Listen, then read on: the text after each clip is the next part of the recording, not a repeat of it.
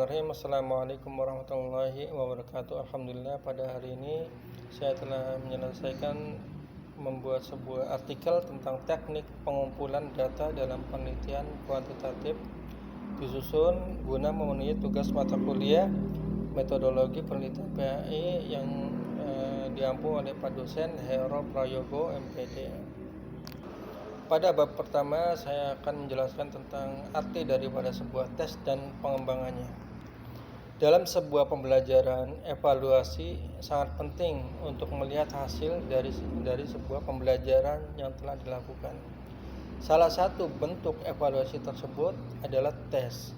Maka di sini penggunaan tes dalam dunia pendidikan sudah dikenal sejak dahulu kala.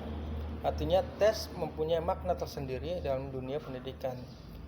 Sehingga di sini bisa dikatakan bahwasanya tes adalah salah satu bentuk instrumen evaluasi untuk mengukur seberapa besar pemahaman siswa terhadap materi-materi yang telah diajarkan oleh guru di sekolah. Tes pada umumnya dimaksudkan untuk mengukur aspek-aspek perilaku manusia seperti aspek pengetahuan atau disebut dengan kognitif, atau aspek sikap afektif maupun aspek keterampilan, biasa disebut dengan psikomotorik. Bidang kognitif misalkan diukur melalui uji tes seperti di sekolahan siswa dan sebagainya, itu termasuk masuk dalam bidang kognitif. Bidang afektif misalkan diukur melalui kuesioner, wawancara, atau mungkin pengamatan. Dan di bidang psikomotor biasanya diukur melalui perbuatan dan pengamatan. Maka suatu tes akan dikatakan baik apabila mampu memberikan hasil ukur yang cermat dan akurat serta baik. Oleh karena itu Surya Brata 2006 mau mengemukakan syarat-syarat tes yang baik atau valid, diantaranya yaitu tes harus valid. Artinya tes tersebut hanya mengukur satu aspek saja atau satu domain saja, sehingga tepat mengukur apa yang hendak diukur. Validitas sebuah tes memberitahukan kepada kita tentang apa yang bisa disimpulkan dari skor-skor tes. Yang kedua, tes harus reliable, artinya kestabilan skor atau yang diperoleh orang sama ketika diuji ulang dengan tes yang sama pada situasi yang berbeda atau dari pengukuran ke pengukuran lainnya. Kemudian yang ketiga yaitu tes harus standar, artinya setiap peserta tes harus mendapat perlakuan yang sama baik mengenai materi tes, penyelenggaraan, pemberian skor, dan interpretasi hasil tes, sehingga seorang yang diberikan tes mendapat skor tertentu di suatu tempat akan mendapatkan skor yang sama di tempat lain. Kemudian yang keempat, tes harus objektif, artinya penilaian yang dilakukan oleh pemberi tes atau tester yang satu dengan yang lain akan sama untuk satu tes yang lainnya. Yang terakhir, tes harus bersifat diskriminatif, artinya tes harus dapat mengungkapkan perbedaan suatu gejala yang terdapat pada satu individu. Bab selanjutnya adalah tentang skala dan pengembangannya. Prosedur pengembangan skala pada dasarnya serupa dengan prosedur pengembangan tes. Perbedaannya hanya pada wilayah pengukurannya. Pada tes, wilayah ukurannya adalah berupa materi yang harus dikuasai oleh peserta tes, sehingga yang diharapkan dari penyelenggaraan tes adalah peserta mendapatkan skor hasil tes yang setinggi-tingginya atau performan maksimal.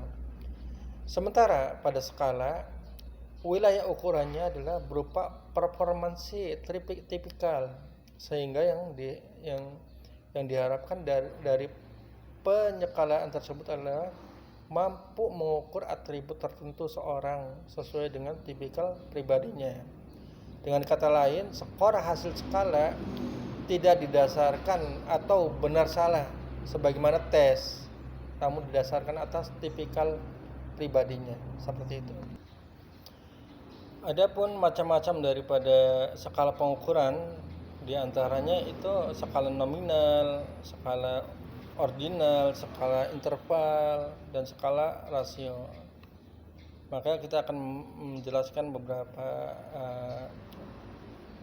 pengertian daripada skala tersebut. Pertama, skala nominal adalah skala yang bersifat kategorial dengan menggolongkan objek atau peristiwa. Angka-angka yang ada tidak mengisyaratkan hitungan apapun, tetapi kategori harus satu sama lain menyeluruh dan eksklusif.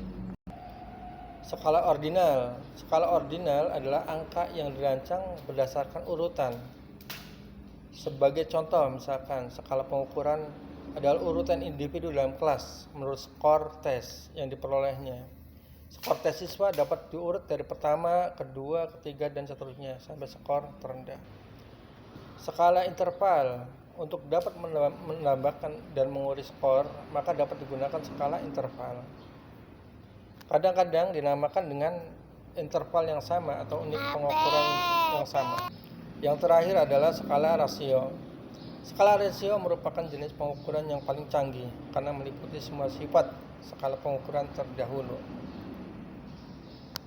Pada bab selanjutnya yaitu tentang kuesioner atau angket dan pengembangannya.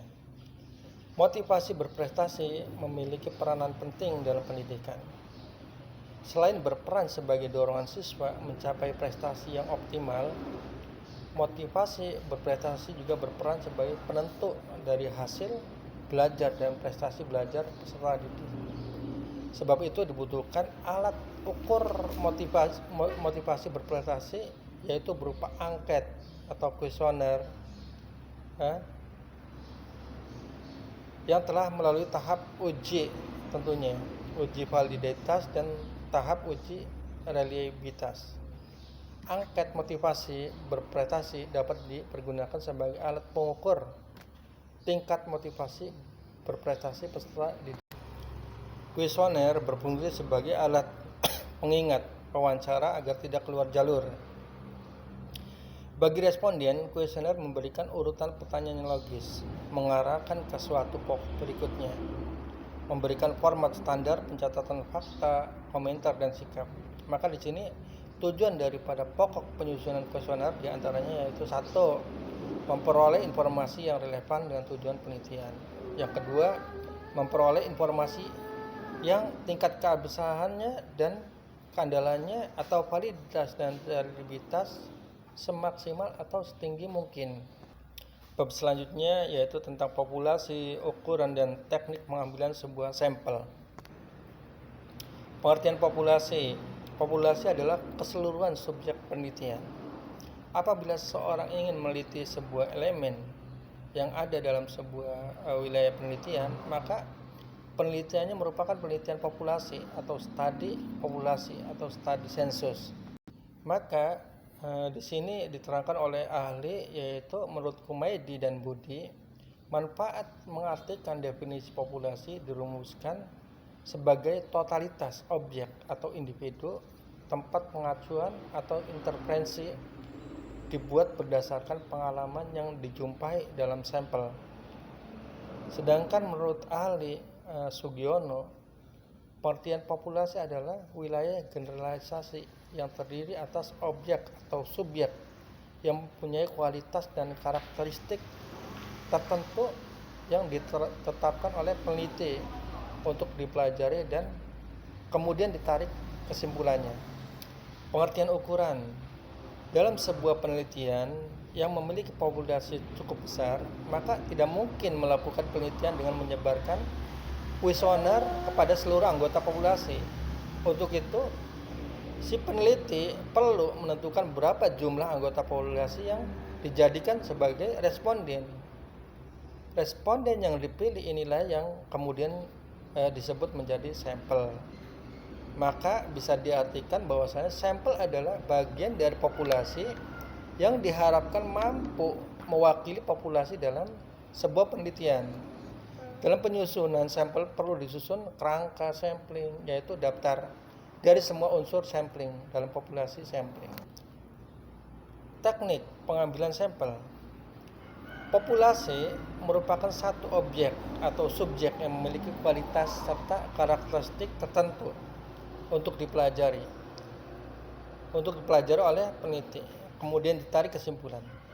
Sedangkan sampel sendiri adalah bagian dari kualitas dan karakteristik yang dimiliki populasi.